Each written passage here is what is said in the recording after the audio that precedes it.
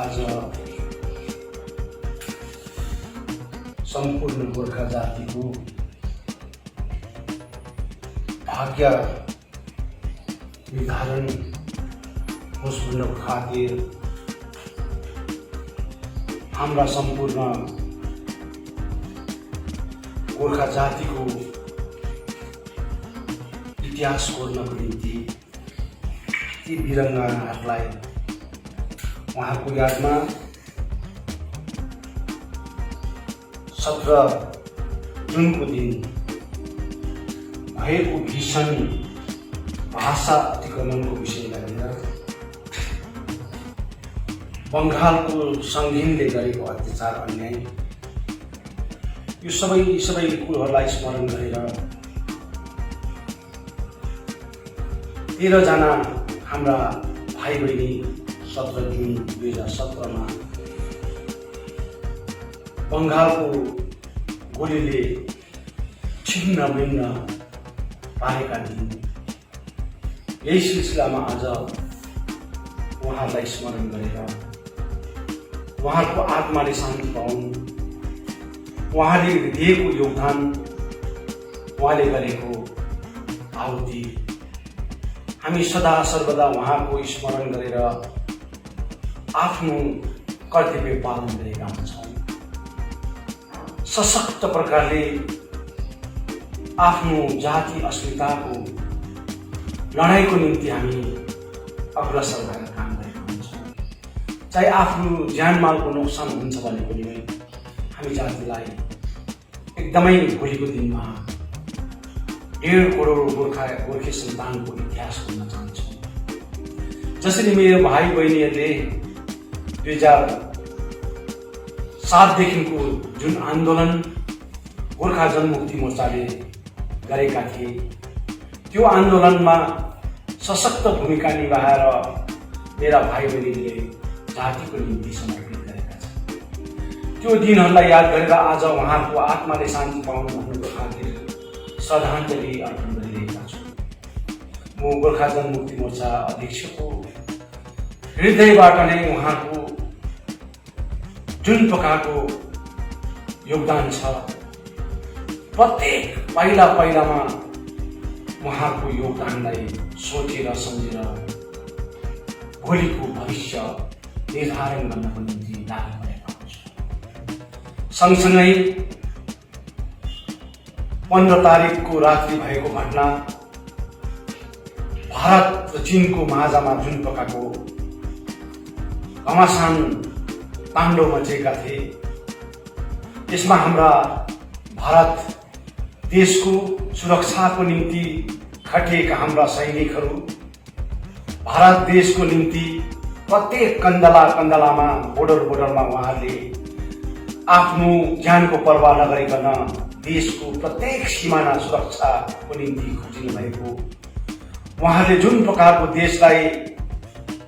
देशको सम्पूर्ण 130 करोड जनतालाई बचाउनुको निम्ति उसको 7 सिमाना सुरक्षाको निम्ति उहाँले दिएको जुन प्रकारको 15 तारिकको हाम्रो 20 जना शहीदहरूको निम्ति पनि हामी श्रद्धाञ्जली जनाउन चाहन्छौँ। गोर्खा जनमुक्ति मोर्चा सँगसँगै देशलाई जब पर्छ देशको कुनै पनि कुनामा यो गोर्खा जातिले देशको आहुतिको निम्ति आज बलि चढ्न छ भने हामी चढिदिएका हुन्छौँ।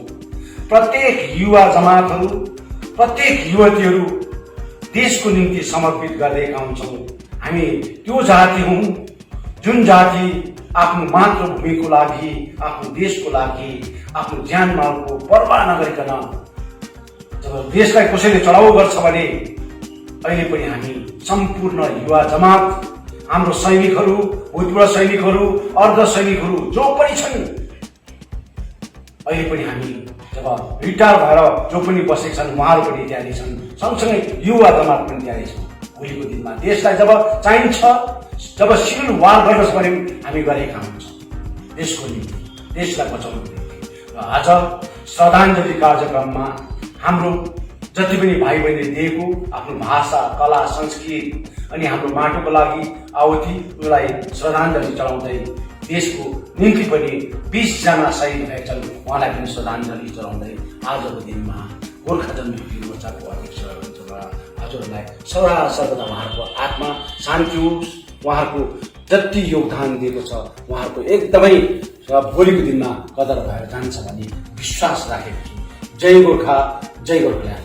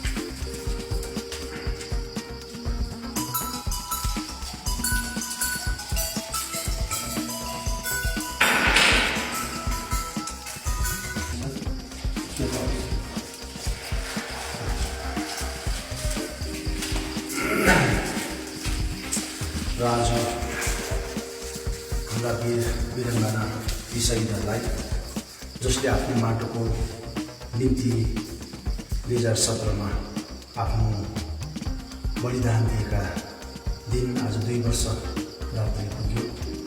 उहाँको सम्झनामा उहाँलाई श्रद्धाञ्जली गोर्खा जनमुक्ति मोर्चा सम्पूर्ण परिवारको तर्फबाट जति पनि हाम्रा ती 11जना शहीद बनेका सम्पूर्ण उहाँको आत्माले शान्ति पाउन् भन्ने हामीले आज दियो धुप बालेर उहाँको एउटा श्रद्धाञ्जली चलाइरहेका छौँ।